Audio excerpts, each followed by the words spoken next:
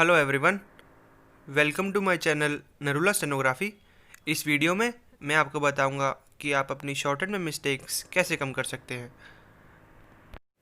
तो सबसे पहले आपको क्या करना है, आपको दो चीज़ों का ध्यान रखना है।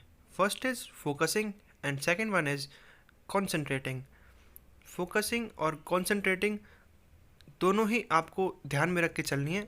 अपना ध्यान जब आप डिक्टेशंस लिख रहे हैं उसी पे ही फोकस करना है और उसी पे ही कंसंट्रेट करना है, कहीं भी ध्यान नहीं भटकाना।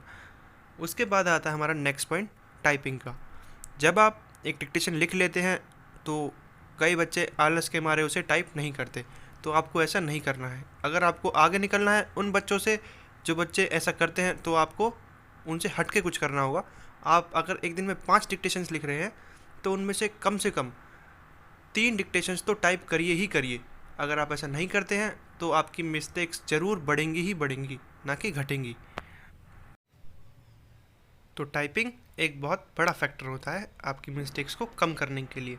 और अगर आप किसी डिक्टेशन को टाइप कर रहे हैं तो आपका ये भी फ़र्ज़ बनता है कि आप उसे एक बार रीड करिए और उसमें से अपनी मिस्टेक्स निकालिए और उन मिस्टेक्स को बाद में ना दोहराएं।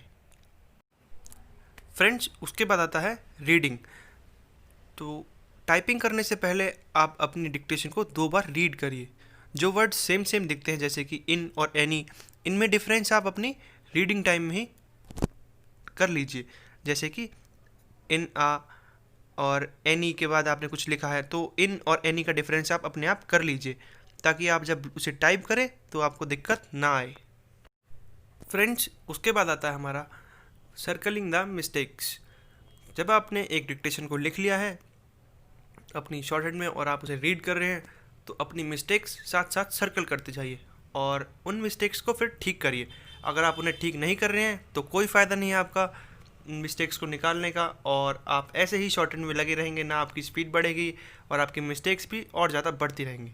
तो फ्रेंड्स, मेरा मानना ये है कि आप अपनी मिस्टेक्स को ठीक करिए, बार बार उन्हें लिखिए। अगर आपको किसी वर्ड में दिक्कत आ रही है, किसी आउटलाइन में दिक्कत आ रही है, तो उसे बार बार लिखिए और वर्ड्स के बीच में डिस्टिंक्शन करना सीखिए। जैसे कि अभी मैंने आपको बताया इन और एनी, अगर ये बार बार आते हैं जैसे हैड, डिड, ये ऐसे वर्ड्स हैं जो सेम तरीके से बनते हैं, डिड, डू, तो इनमें आप डिस्टिंक्शन करिए। अगर आप डिस्टिंक्शन नहीं कर पा रहे हैं तो फिर आपको स्किल टेस्ट में आपके बहुत प्रॉब्लम आएगी।